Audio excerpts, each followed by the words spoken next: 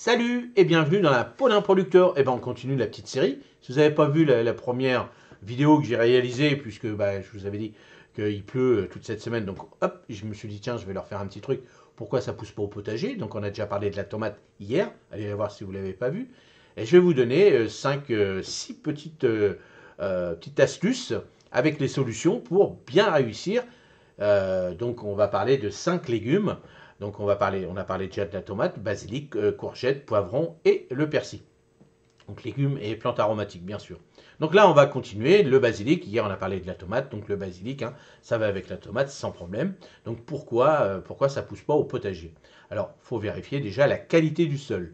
Le sol est la base de toute bonne culture, comme d'habitude. Le basilic préfère un sol bien drainé, riche en matière organique et légèrement acide, à neutre, 6 à 7. Si ton sol est trop compact, pauvre en nutriments et trop alcalin, tes plantes de basilic pourraient en souffrir.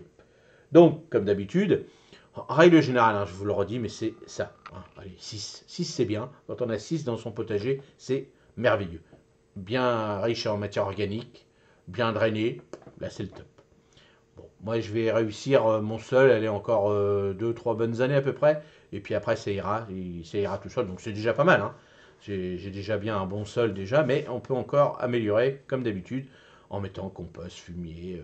Moi je mets un peu de BRF, je mets pas mal de tonte de gazon, des choses comme ça, donc ça l'améliore de plus en plus.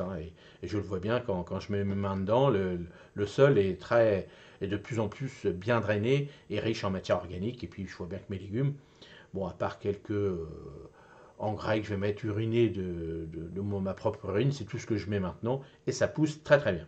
Alors la solution pour améliorer la structure de ton sol en ajoutant du compost ou du fumier bien décomposé, c'est ce que je fais, vérifier le pH du sol.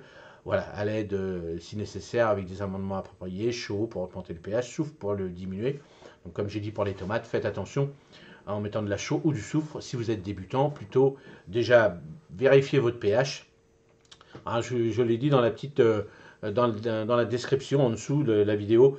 Vous avez une petite boutique où vous allez, la petite boutique Amazon, j'ai rassemblé des petites choses comme ça, et vous pouvez acheter des petits kits pH, tout ça pour ajuster un petit peu, savoir comment est votre sol. C'est important au début de le faire pour savoir quel est le pH de son sol, parce que des fois on ne se rend pas compte, mais il est bien souvent trop calcaire ou bien souvent trop acide.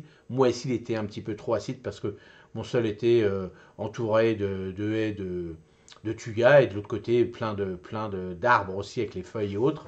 Et tout ça, voilà. Moi j'étais plus à 7 que 6 dans mon sol, donc voilà, j'ai amélioré au fur et à mesure, mais faites attention.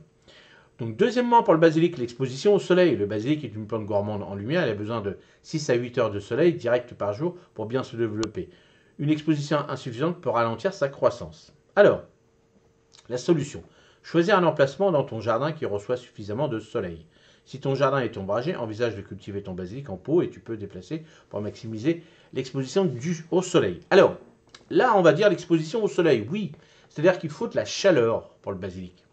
C'est surtout de la chaleur qu'il lui faut, donc on en parlera pour les températures, mais il faudra de la chaleur et de la lumière. Donc on dit du soleil, mais 6 à 8 heures de soleil, on va dire plutôt 6 à 8 heures de lumière, et vraiment pas de... Voilà, je marque de soleil direct par jour, mais surtout de la lumière. Surtout de la lumière. Et surtout le basilic grande feuille, par exemple, lui, soleil, allez, toute la journée, ça va le cramer un petit peu. Donc il faut faire attention. Faut mieux, allez, 6 heures de soleil, vraiment, allez, une bonne matinée. Ou alors le mieux, ça serait d'avoir du soleil jusqu'à 11 heures. 11 heures, ça se calme et ça reprend vers 16 heures à peu près, jusqu'au soir à peu près. Là, ça serait pas mal, ce serait l'idéal. Mais bon, des fois, c'est pas possible. Alors en pot, c'est plus facile. Mais voilà, c'est surtout ce qui demande. Alors, il existe un autre petit basilic, un piccolino. Donc, moi, c'est ce que je produis, le petit piccolino à petites feuilles. Lui, il résiste plus puisque la surface de la feuille est plus petite. Donc, il résiste un petit peu plus au soleil. Donc, faites attention. Quand on dit du soleil, c'est surtout de la lumière, beaucoup de lumière. Et là, on parlera des températures après. Donc, l'arrosage. L'arrosage est crucial pour la croissance du basilic. Trop d'eau peut entraîner des maladies fongiques et le pourrissement des racines, tandis que trop peu peut stresser la plante. Bien sûr, ça c'est toujours comme, surtout si vous l'utilisez en pot, c'est-à-dire vous la cultivez en pot, arrose régulièrement et uniformément en veillant à ce que le sol reste humide mais pas détrempé. Utilise un paillage pour conserver l'humidité du sol et réduire les fluctuations d'humidité. Alors bien souvent, c'est pour ça qu'on a parlé de la tomate hier, là bien souvent on met le basilic entre les tomates, ça permet de se protéger l'un mutuellement, et aussi comme vous avez mis du paillage sur les tomates, au pied des tomates, le basilic en profite aussi. Alors là on va parler quatrièmement des températures. Le basilic aime la chaleur, mais les températures extrêmes peuvent nuire à sa croissance. Des températures nocturnes inférieures à 10 ou des températures diurnes supérieures à 30 peuvent affecter la croissance. La solution: plante ton basilic après les dernières gelées, ça c'est sûr, c'est important, et quand les températures nocturnes sont stables. Utilise des cloches ou des tunnels pour protéger les zones plantes des températures froides au début de saison. Alors moi, en Normandie, moi j'ai toujours la saison du basilic commence. Ça ne sert à rien de le faire avant, parce que s'il fait froid, s'il y a du vent froid, c'est ce qu'on a eu là tout le mois d'avril. Donc il faut faire attention. Ce qu'on a eu aussi tout le mois de mai, une bonne partie du mois de mai aussi, beaucoup de pluie, tout ça. Donc voilà, là c'est le bon moment, on va dire à partir du 15 mai, de le planter. En même temps que les tomates, quand on dit toujours les 5 glaces, tout ça, il faut faire attention, le basilic est beaucoup plus fragile que la tomate. Donc, alors les températures, voilà, évidemment, même nous, au-dessus de 30 degrés, on n'est pas bien, bien sûr. Donc les plantes au-dessus de 30 degrés, ils ne sont pas bien. Donc surtout, si vous mettez un basilic à 30 degrés, plus en plein soleil, là c'est foutu, vous n'avez plus rien. Donc il faut mieux, s'il fait 30 degrés, et bien là, comme je vous dis, en plein milieu, on va dire de 11h jusqu'à 16h, s'il fait 30 degrés puis qu'il est un peu à l'ombre, là, ça lui plaît, ça va, vous allez vous en sortir. Sinon, vous allez avoir des petits soucis. Alors, les nutriments. Le basilic a besoin de divers nutriments pour croître, notamment de l'azote, du phosphore et du potassium. Une carence en nutriments peut se traduire par des feuilles jaunissantes, une croissance lente et une production réduite de feuilles. Fertilise régulièrement avec un engrais équilibré ou spécialement formulé pour les herbes aromatiques. Ajoute du compost ou des amendements organiques pour enrichir le sol en nutriments essentiels. Oui, parce que si on l'utilise en pot, par exemple, il faudra lui donner un peu de nourriture, évidemment. Si c'est en pleine terre, que vous plantez ça auprès des tomates, si vous avez fait ce qu'il faut pour les tomates, en règle générale, il n'y aura pas besoin de lui donner de la nourriture, puisqu'il va prendre la nourriture des tomates. Donc faites attention. Et voilà, donc respectez bien si vous l'utilisez en engrais liquide ou autre, ou en granulé. Respectez bien les doses, ça c'est hyper important. Et si vous faites des purins, tout ça, si vous êtes débutant, faites gaffe quand même, parce que c'est pas parce que c'est naturel que ça ne fait pas des dégâts.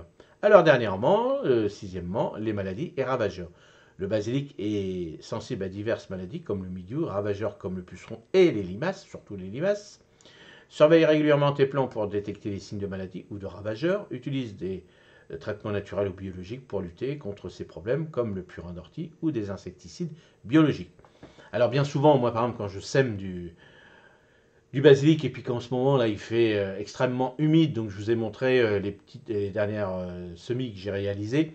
Donc là, dès lors que je commence à les rempoter, puis que vous avez vu que je mets plusieurs graines moi dedans pour que ça fasse un joli bouquet après. Donc là, c'est là qu'il faut faire gaffe à pas trop arroser dessus quand il est jeune comme ça, parce que l'humidité, vous faites pourrir tout. Et puis les ravageurs, alors les pucerons, oui, quand il est développé, et quand il est tout petit, les limaces, ça, plantez ça, en une nuit, il n'y a plus rien, donc faites gaffe, comme d'habitude, surveillez régulièrement.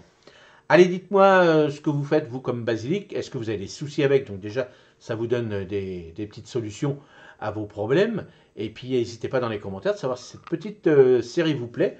Et est-ce qu'on va continuer sur d'autres légumes? Et puis, quel basilic vous utilisez, vous, Il existe plein de variétés, du citron, du thaï, du pourpre, du petit, des grandes feuilles, des très grosses feuilles. Vous voyez, le basilic marseillais, je crois qu'il est très très grande feuille. On appelle aussi le basilic salade, aussi grande feuille, un truc comme ça. Donc il y a plein de basilic, donc lequel vous utilisez et lequel vous plaît. Je peux vous dire que celui qui sent le plus bon et qui est très très parfumé, les petites feuilles, Piccolino, c'est un basilic très très fort et très très bon avec les petites tomates. Et l'avantage, comme il a des petites feuilles, on coupe juste un petit bouquet, on met ça parmi les tomates, un petit peu de mozzarella, et puis là, on se régale. Allez, je vous dis à la prochaine vidéo, à demain, merci, salut.